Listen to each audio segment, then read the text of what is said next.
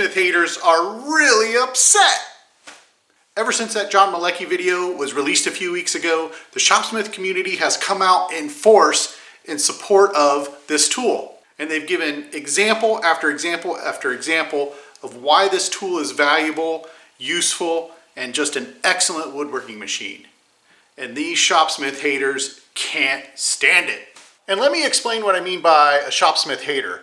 I'm not talking about the woodworker who kind of knows what a Shopsmith is, kind of understands it, but has just decided it's not for them. That's totally reasonable.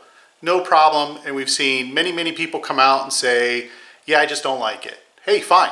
When I'm talking about a Shopsmith hater, I'm talking about the person who goes on the user forums, the Facebook groups, the YouTube comments, and anytime someone brings up a Shopsmith, they tell them that, hey, you've wasted your money, it's a piece of junk, it's dangerous, get rid of it, that kind of a thing. And there's like this common theme that these haters bring up over and over again. They'll say things like, well, you could get brand new benchtop tools for a cheaper price that do a better job. And in this video, I'm calling BS. Dear Shopsmith hater, give me the list. Go into the comments and give me the list of the tools that you think are going to be a cheaper price and do a better job. Now keep in mind, you're going to be looking for a 10-inch table saw, a 12-inch disc sander, a 16-inch drill press, a horizontal boring machine, and a 16-inch lathe with a 34-inch capacity. And all of those tools are powered by a powerful 1 1/8 horsepower induction motor with variable speed capability. So what's your list? Give me the make and model number down in the description for each of those tools.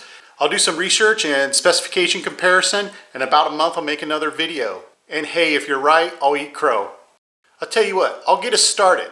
Since John Malecki brought up the Grizzly jointer as a superior jointer to the Shopsmith system, let's go ahead and take a look at those mid-priced Grizzly benchtop tools that are supposedly better and cheaper than a Shopsmith.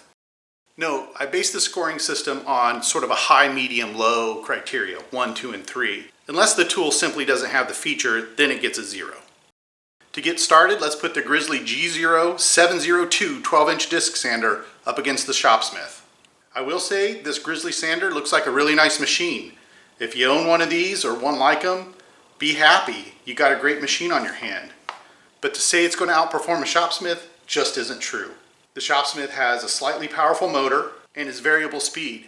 And when it comes to sanding, variable speed is invaluable. For example, if you're using a fine grit to sand the long grain of white oak, you probably want a different speed as compared to using a fine grit on the end grain of pine. And it also gives you the flexibility to sand things like soft metals and plastics. So I got to give Shopsmith extra points for variable speed. And the reason that the Grizzly is fixed speed is because it's a direct drive. That's really the cheapest way to make any power tool, is to bolt some sort of cutting head right to the shaft of the motor. Based on the RPM rating of 1720 RPM, I can tell that this is a 4-pole AC induction motor. I'll give you a link in the description to a video that explains this a lot better. So the reason that this Grizzly runs at 1720 RPM isn't because that's the best speed for sanding, it's because it's the cheapest way to make this particular tool. And a belt drive is going to be so much better. If there's any sort of jam up or accident with the tool, the belt will just slip on the pulley.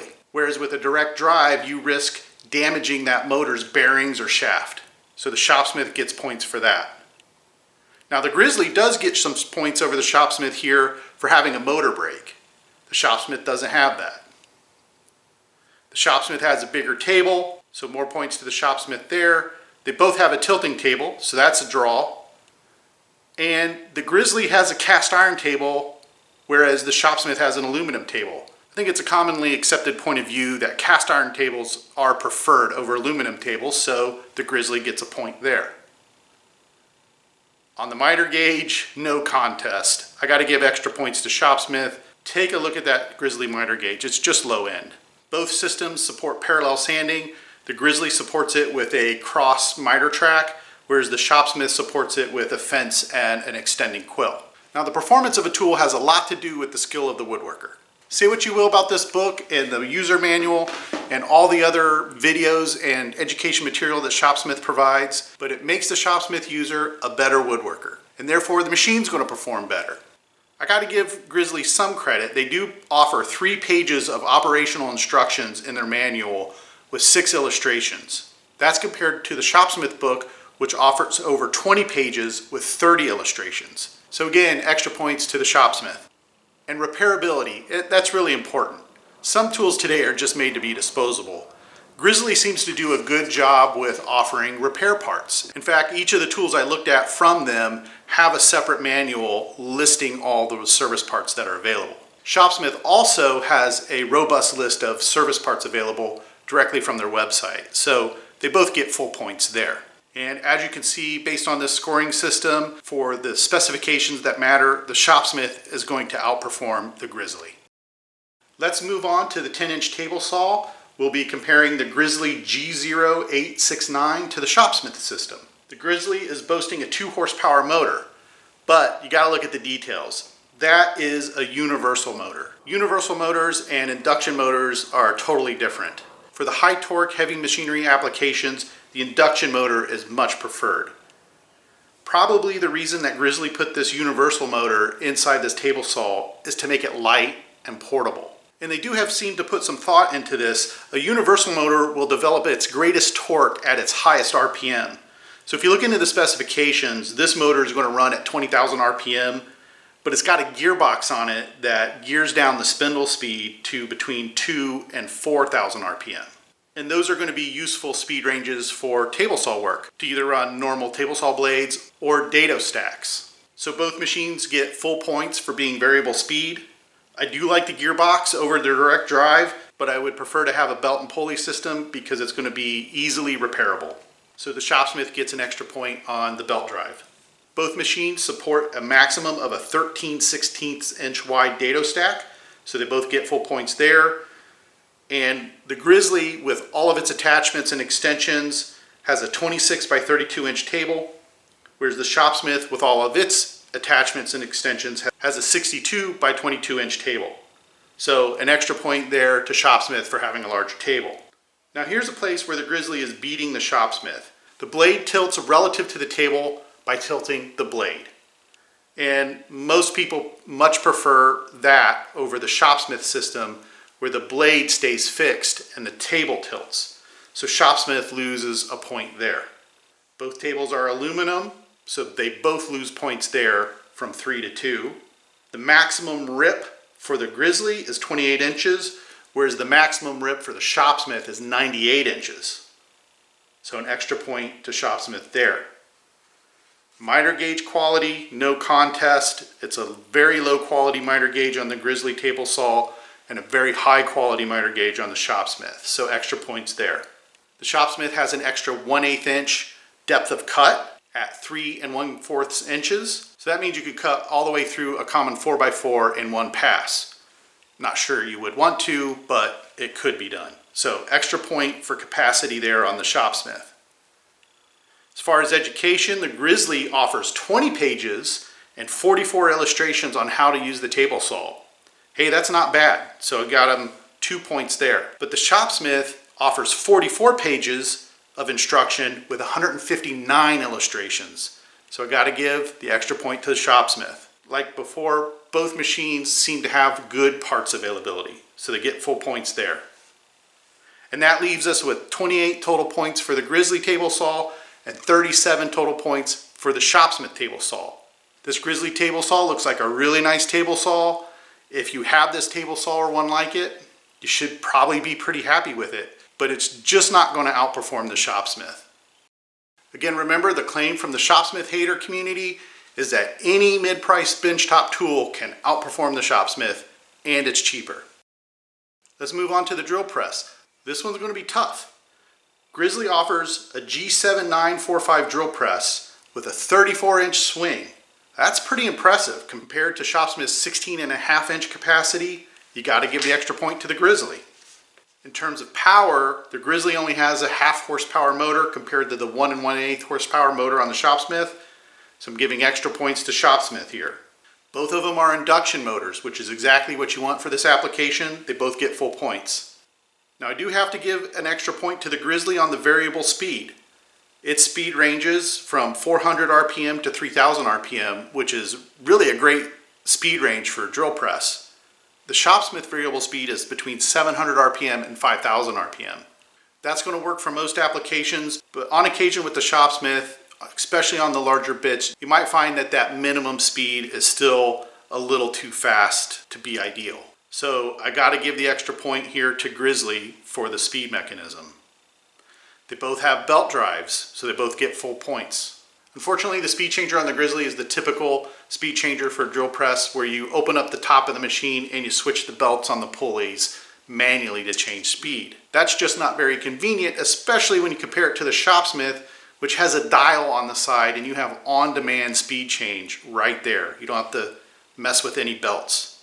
Both are 1/2-inch chucks, so they get full points there. The chuck to table length in inches for the Grizzly is 13, whereas with the Shopsmith, the max length is 25 inches. So extra point to Shopsmith there. Shopsmith has a bigger table. Again, extra points. The Grizzly, however, has a cast iron table, so that beats out the aluminum table for the Shopsmith, so an extra point there for the Grizzly. The Grizzly drill press has no miter gauge, so 0 points there, full points to the Shopsmith. The Grizzly comes with no fence, so 0 points there and full points to the Shopsmith for coming with a really great fence. Education. The Grizzly has 6 pages of instruction in their manual with 12 illustrations. Shopsmith offers 20 pages with 65 illustrations, so extra point there to Shopsmith. And like before, both seem to have good parts availability. That gives that Grizzly drill press a 31 and the Shopsmith drill press a 42. So again, the Shopsmith is beating out the benchtop Grizzly. Let's move on to the benchtop lathe from Grizzly model G0844. This should be old hat by now, so I'm going to go through this one really quickly. The Grizzly beat out the Shopsmith on the variable speed. The 255 to 3.5 thousand RPM range is much more useful for a lathe than the 700 to 5,000 RPM. So extra point there to the Grizzly. But that's the only category where the Grizzly beat out the Shopsmith. The documentation claims the motor is a DC motor, which basically means it's a universal motor. But in my opinion, for a lathe, that's really not as important, so I give both systems full points in that category. I do knock a point off for the speed changing mechanism on the Grizzly. It's a combination of a dial, which is common on universal motors, but also a belt. So to go through that full range of speed on the Grizzly lathe, you will have to change belts 3 times. Education. Grizzly offers 12 pages of woodworking instruction in their manual with 22 illustrations, not bad.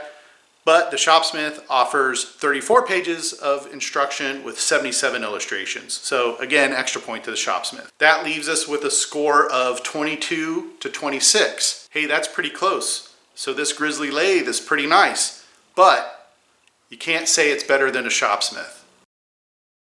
Okay, final one, horizontal boring.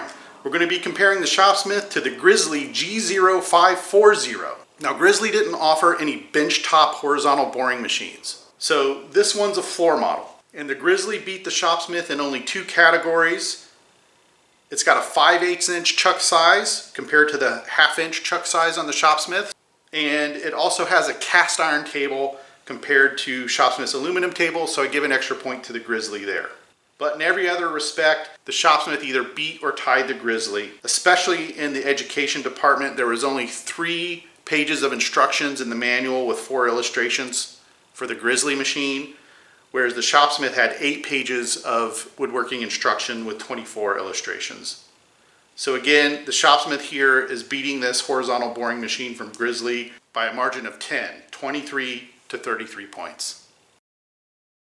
From a cost perspective, those 5 Grizzly tools would cost you $2,890 before tax and shipping. And hey, if you went that route, you would have 5 really nice tools on your hands. Depending on how your garage or shop is laid out, that may be the way to go for you. But as far as this claim from the Shopsmith hater group that says these moderately priced benchtop tools can outperform a Shopsmith at a cheaper price, just not true. Remember, the Shopsmith that John Malecki bought and reviewed in his video, he only paid $1,200 for. So if you went with the used Shopsmith route, you'd be saving about $1,700. So again, Shopsmith haters, if you think you got better tools, Give me the list down in the description. What are they?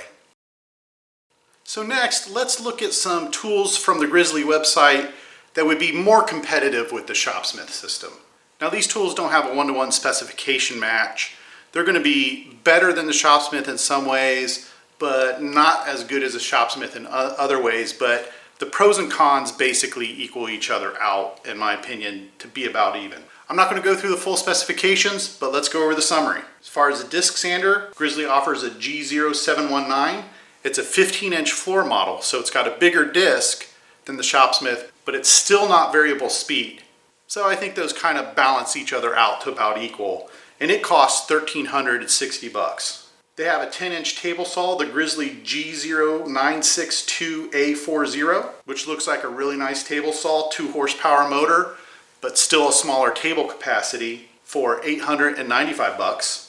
Now for the drill press, speed control is a key distinguisher here. So I had to go outside the Grizzly brand to Technical Tool or Nova and look at their Viking model T33237 because it has a digital speed control.